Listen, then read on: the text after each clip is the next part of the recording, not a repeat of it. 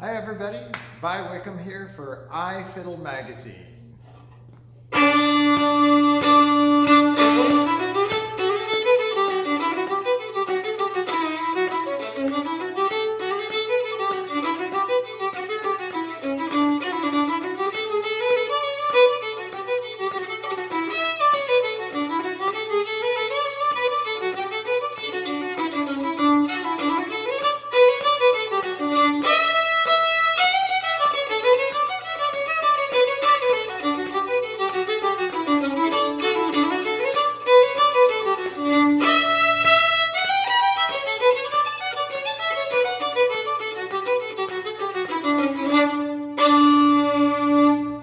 So today we're going to work on Whiskey Before Breakfast. And rather than teaching you the tune Whiskey Before Breakfast, I'm going to talk about how to improvise in Whiskey Before Breakfast, or how to turn it from just the basic melody into something that's more of a fiddle breakdown. So let's start at the beginning. Our first step to being able to improvise around a tune is always knowing the skeleton of the tune, or knowing those landmarks that we have to hang on to, because if we're improvising in a fiddle tune, we don't want to ever get too far from the melody.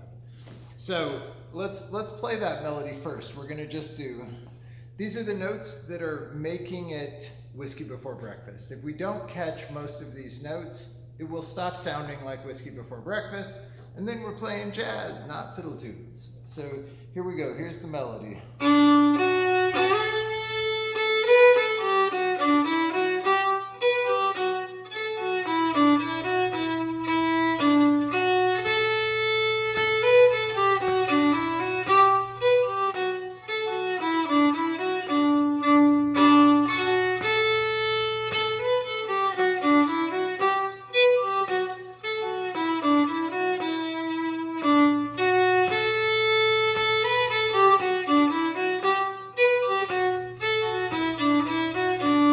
There's two times through the A part. Our first phrase,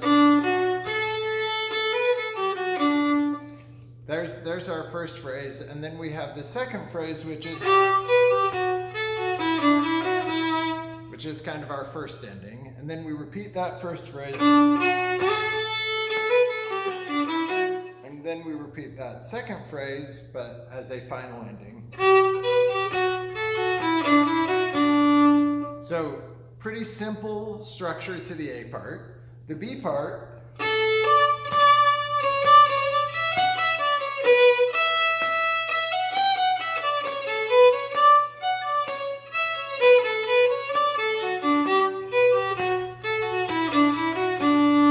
so we've got our first phrase, and then our second phrase is like an echo of that, so that's over a D chord. And then our second phrase is over an E minor chord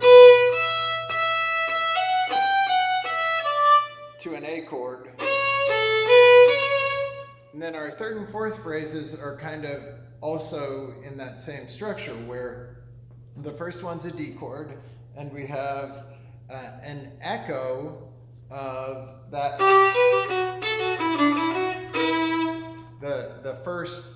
The second and fourth phrases in the A part. So we have on a D chord, and then an ending to that. And then we have that same pattern over a G chord, which that phrase over the G chord is exactly the same as the fourth phrase of the A part. So the fourth phrase of the A part and the fourth phrase of the B part are identical, and you can hear that is also that same figure generally, but over the key of D. So now the question is, what can we do with this melody? Because it's a great melody to start with, to make it more interesting and more fun, because if I do that over and over again, if I play it exactly the same, it will just get boring. So what we're looking at is, what can I do to this first phrase? So I could do something like connecting those notes instead I could do. So that's kind of a straightforward thing. I'm tying those notes together with passing tones. Or I could arpeggiate it. I could do. So I could add an extra note below, or I could add an accidental. So rather than having quarter notes, like, I can make it eighth notes. I can add. So that's adding a G sharp there as a kind of accidental to add more interest. So I added a C sharp as another variation we could do there, and that kind of creates another echo where the first phrase sets up the echo of the second that I had played before. So instead of, I could. So those are 3 or 4 different ideas there for that first half of the phrase. So that's the second half of the first phrase. So I could mix that up with maybe. So that little roll is something that I think is really interesting. You make the E note sharped.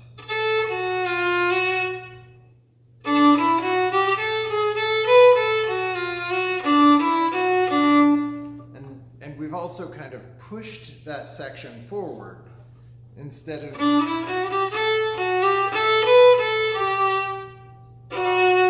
This came before, but if I do,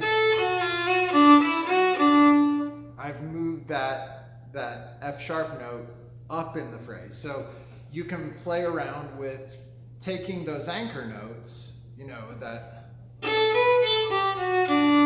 So I've taken that F sharp and I moved it forward in the phrase. And, you know, anticipating the note is one of the options. Pushing the note later is another option. So I could do.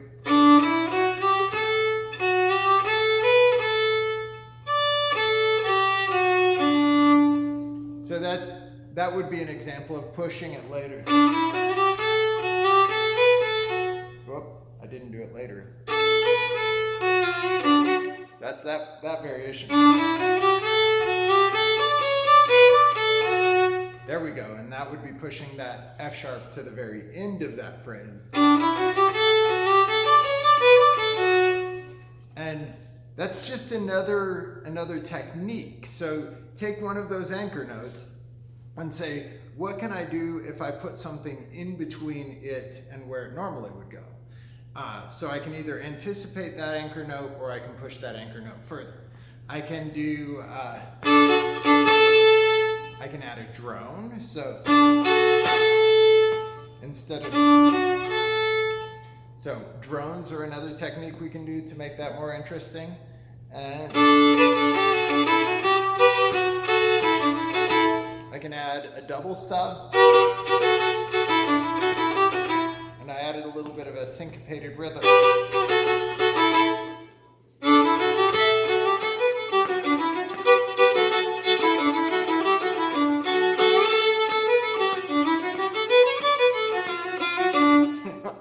So another thing you can do is take that phrase and repeat it note for note. And if you do it right, it can come out sounding pretty cool. So I could do something like.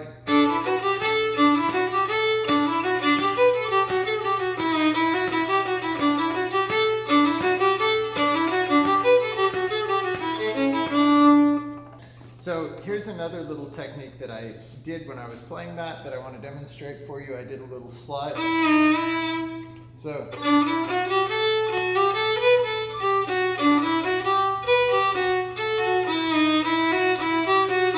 Instead, I can do it. And adding that that E flat note instead of the D just makes it a little more harmonically interesting, and it makes it a little bit slidey. So I can also add a triplet here.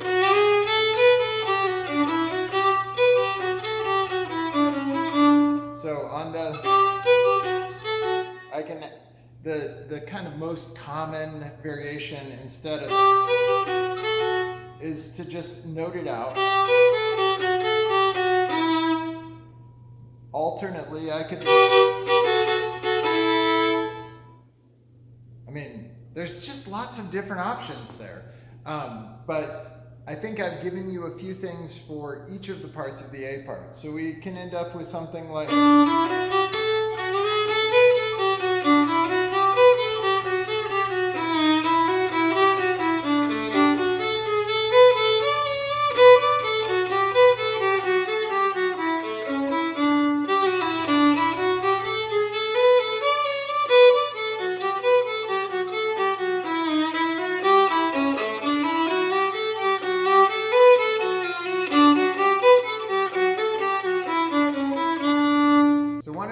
I noticed that I did in there was I flipped a little phrase upside down. So instead of doing, I did, which is also kind of arpeggiating it.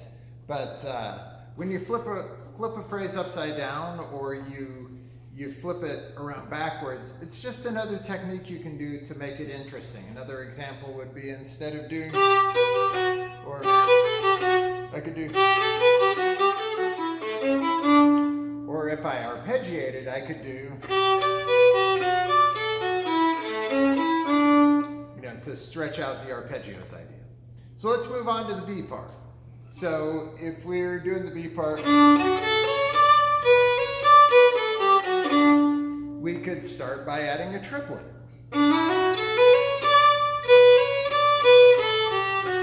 And then add a bow hook. So we're going to play the fourth finger on an up bow and then hook in the open string.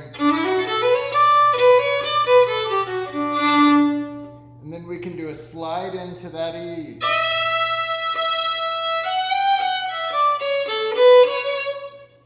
And then if we want to do,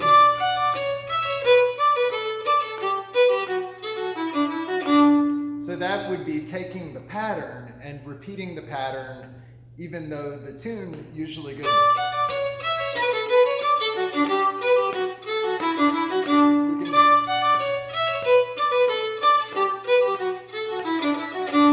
Now, if you do that more than once, people will think that's kind of silly.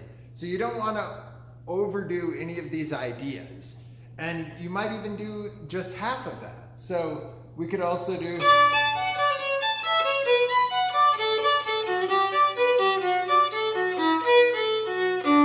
that last one didn't quite work, but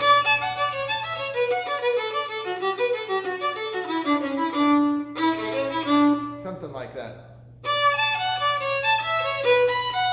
I like that. You could throw a slide in there. So I did a kind of a roll into that third finger. I could do it with a drone. Or I could do,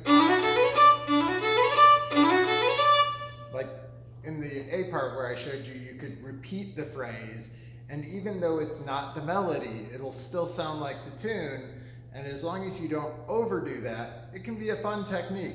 It's like nitroglycerin though, so you don't want to use too much of it or you might blow your tune up.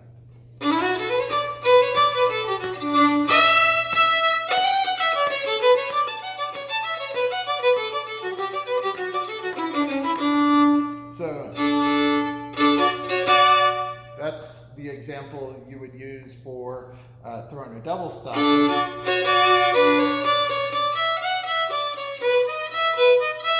There's another thing you could do. So instead of, we've got a little eighth note pattern, throwing a D sharp in there, which is another accidental, not part of the key. but it adds tension and makes it interesting.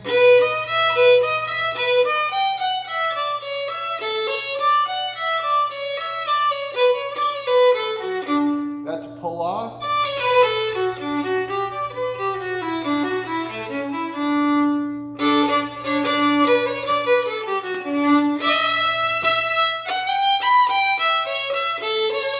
There's another arpeggiated thing. And a repeated pattern, because you can look at the, you know, it's not an exact repeat, but it was close to a repeat.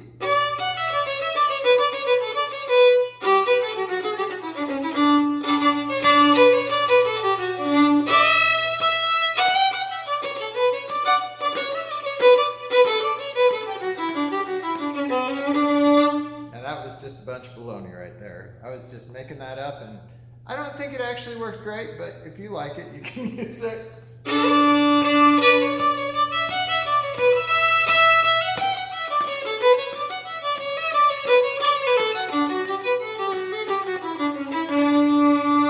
So I hope that you found something here that you've liked, that you've learned something new.